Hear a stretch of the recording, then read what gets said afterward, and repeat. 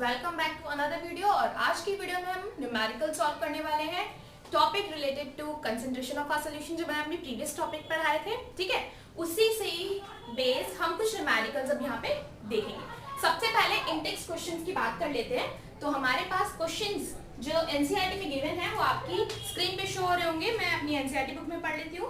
Calculate the mass percentage of benzene and the carbon tetrachloride if 22 gram of benzene is dissolved in 122 grams of carbon tetrachloride.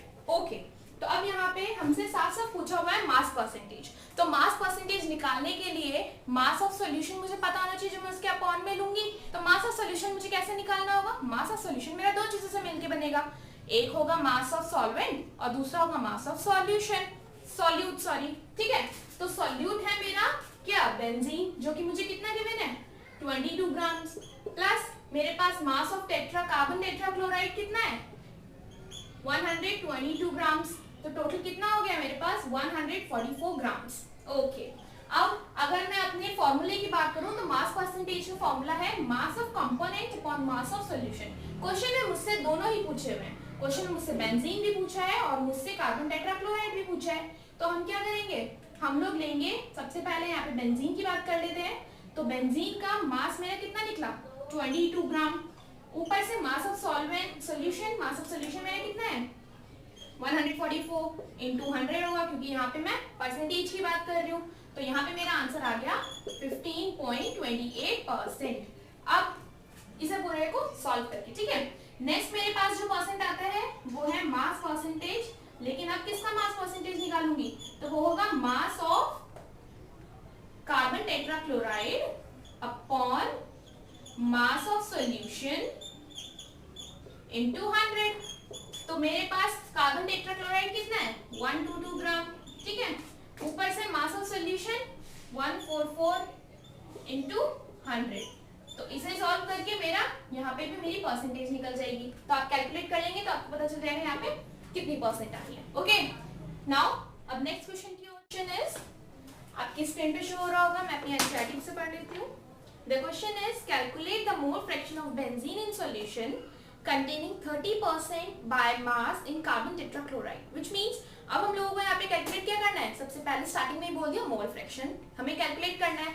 अब mole fraction calculate करने के लिए इन्होंने हमें बता दिया कि बेंजीन मेरे पास 30% है। तो 30% का मीनिंग क्या हुआ? 30% का मीनिंग हुआ कि मेरे पास यहाँ पे 100% मैंने लेट किया सोल्यूशन। अगर मेरा 100% बना है तो बेंजीन मेरा 30% है, तो कार्बन टेट्राक्लोराइड कितना हो गया भाई 100 में से 30 माइनस 70। ठीक है, अब हमें मोल फ्रैक्शन निकालने के लिए हमें सबसे पहले मॉलिक्यूलर वेट भी तो पता होना चाहिए। तो मॉलिक्यूलर वेट निकाल लेते हैं। मॉलिक्यूलर वेट निकालने का फॉर्मूला क्या है?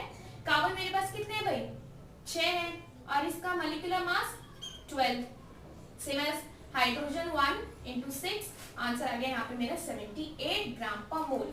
सेम एज मैं यहाँ पे बात करूंगी अपने कार्बन टेट्राक्लोराइड की। तो कार्बन टेट्राक्लोराइड में कार्बन मेरे पास है 1 मतलब 12, प्लस क्लोरीन मेरे पास होता है 35.5 into 4। आंसर हो गया मेरे पास 154 ग्राम पर mole. Okay, now next moles of benzene भी तो निकालने होंगे, क्योंकि हम भाई अगर मुझे मोल फ्रैक्शन निकालना है तो मोल्स ऑफ बेंजीन निकालना सबसे ज्यादा जरूरी है। कैसे निकालते हैं moles of benzene? Moles of benzene निकालते हैं given mass upon molecular weight से। ओके, तो गिवन वेट कितना है मेरे पास? तो गिवन वेट है मेरे पास यहाँ पे बेंजीन का 30 और अभी मेरा मॉलिक्यूलर वेट कितना निकला 78।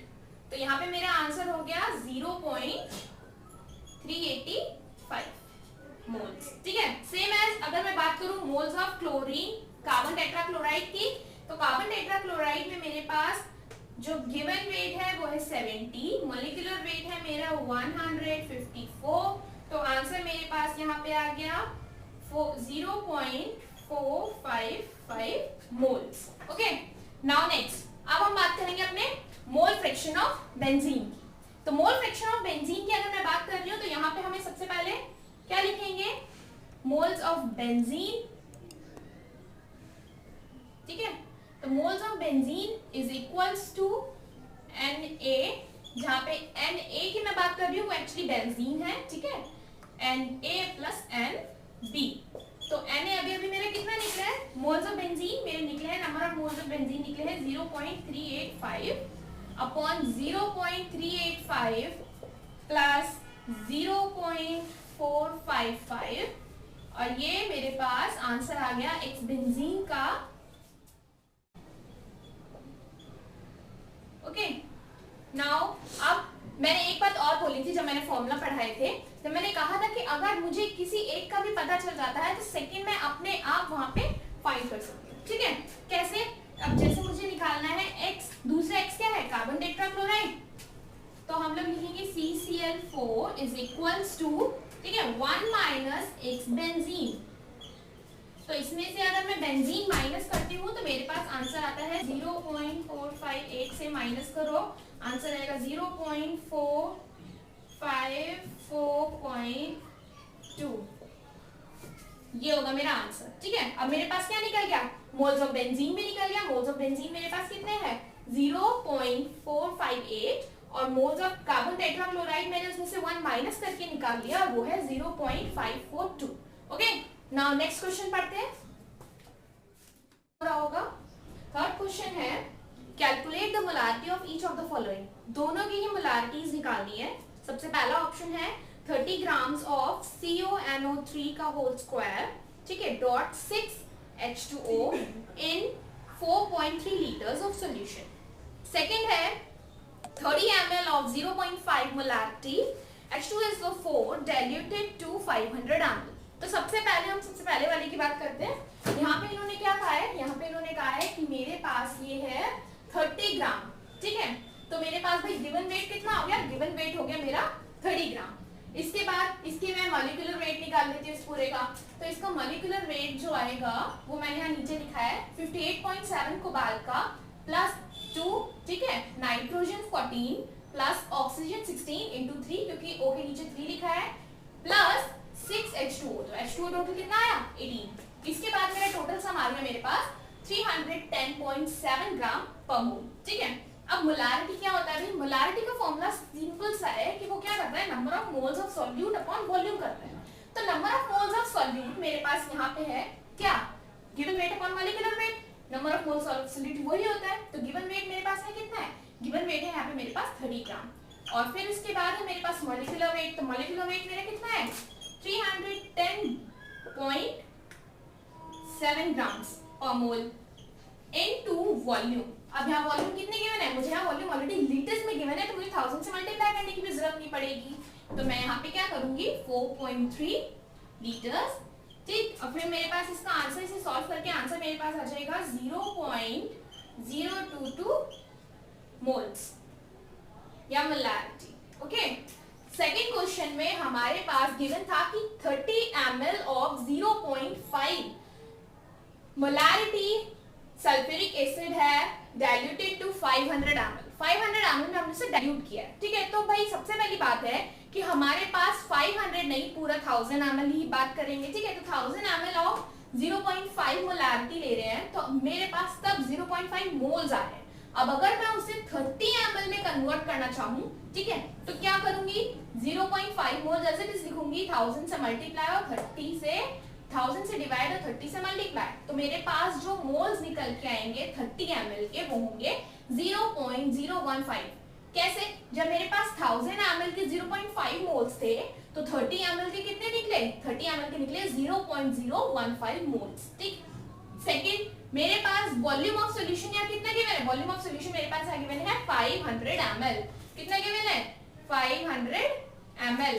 अब ये ml में है, ठीक है, तो इसे लीटर में कर लेंगे, तो लीटर में करने के लिए क्या करेंगे, इसे कर देंगे 1000 से मल्टीप्लाई, सॉरी डिवाइड। ठीक है, तो 1000 से डिवाइड करते ही मेरे पास यहाँ जो आंसर आएगा वो हो जाएगा 0.5 लीटर्स। अब मोलारिटी की अगर मैं बात करूं तो वो क्या कहता है, साफ साफ कहता है कि number of moles upon volume of solution in litres चाहिए। तो नंबर ऑफ मोल्स मेरे पास यहाँ कितने हुए, नंबर ऑफ मोल्स मेरे पास यहाँ हुए 0.015। ठीक है, और वॉल्यूम मेरा अभी मैंने कितना लिया है, वॉल्यूम मैंने अपने लीटर्स में लिया है, तो यहाँ पे भी मुझे 1000 से मल्टीप्लाई करने की कोई जरूरत नहीं है। ठीक है, तो यहाँ पे मेरे पास आंसर आ जाएगा 0.03 मोलारिटी। ओके, अब फोर्थ क्वेश्चन की अगर मैं बात करूं तो फोर्थ क्वेश्चन मैंने भी प्रीवियस वीडियो में आप लोगों को ऑलरेडी शो कराया है। ठीक है, और मैंने डिस्क्रिप्शन में अपना लिख दी। Question is calculate the molarity and mole fraction. अच्छा, अब हमें तीनों चीजें निकालनी है एक वन डाटा से। ओके, तो वो डाटा जो है इसमें से 100 ग्राम, क्योंकि हम लोगों को यहाँ पे हर चीज गिवन है ग्राम में। ओके, KI मास जो है, क्योंकि ये वाटर नहीं है जो मैं एमएल में लूं, मास ये ऑब्वियस, ठीक है। देन KI मेरे पास कितना गिवन था, KI मेरे पास है गिवन 20, कितना गिवन है, हाँ 20। ओके, जब ये 20 गिवन है तो मेरे पास ये कितना हो जाएगा, 80 ग्राम हो जाएगा। ये मेरे पास 20 ग्राम है, ठीक है। तो ये मैंने KI की अपनी मोलर मास निकाल लिया है। तो मोलर मास मेरे पास कितना है, 39 प्लस 127, जो कि बना क्या, 166 ग्राम पर मोल। इसके बाद मेरे पास आना चाहिए नंबर ऑफ मोल्स। तो नंबर ऑफ मोल्स क्या होता है, given weight upon molecular weight. तो गिवन वेट मेरे पास कितना है, गिवन वेट मेरे पास KI का है 20, ठीक है, और मॉलिक्यूलर वेट जो मेरे अभी भी निकला है वो है 66। तो मेरे पास यहाँ पे आंसर आ जाएगा, मेरे पास यहाँ 0.120। ओके, नाउ ये मेरे क्या निकल गया, number of moles of KI। Okay, KI का निकला है ये। नेक्स्ट इसके बाद मेरे पास है मोलारिटी, क्योंकि मुझे क्वेश्चन में एक्चुअली वही गिवन था कि सबसे पहले आपको मोलारिटी निकालनी है। तो मोलारिटी निकाल लेते, तो मोलारिटी निकालने का फॉर्मूला है नंबर ऑफ मोल्स। तो नंबर ऑफ मोल्स मेरे कितने आ गए, 0.120। इसके बाद मेरा वेट ऑफ सॉल्वेंट, तो वेट ऑफ सॉल्वेंट मेरा कितना है, 80 है इनटू 1000। तो यहाँ पे मेरे पास आंसर आ गया 1.550 मोलर।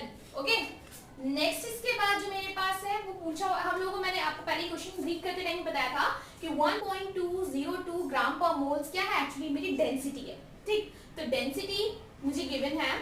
मास मेरे पास कितना है, मास मेरे पास है, मास ऑफ सॉल्यूशन कितना हो गया, 100 हो गया।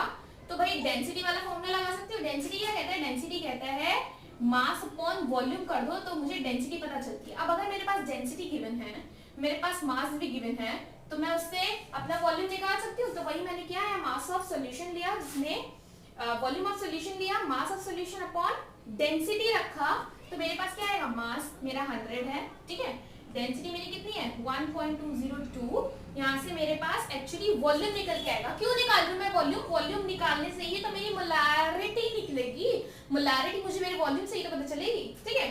तो देख लेते हैं भाई यहाँ पे क्या आंसर आएगा। यहाँ पे मेरे पास आंसर आया 83.2 ml, ठीक। अब इसके बाद मोलारिटी की बात करते हैं। तो मोलारिटी में सबसे पहले मेरे पास होना चाहिए नंबर ऑफ मोल्स। तो number of moles of KI मेरे ये रहे, अभी अभी मैंने निकाले हैं, तो वो है 0.120, ठीक है। उसके बाद मेरे पास आएगा वॉल्यूम। तो वॉल्यूम कितना है मेरा, 83.2 ml इंटू 1000। तो मेरे पास कितना मोलर आ जाएगा, मेरे पास आएगा 1.44 मोलर। ओके, थर्ड की बात करते हैं। थर्ड में हमारे पास यहाँ पे बोला हुआ है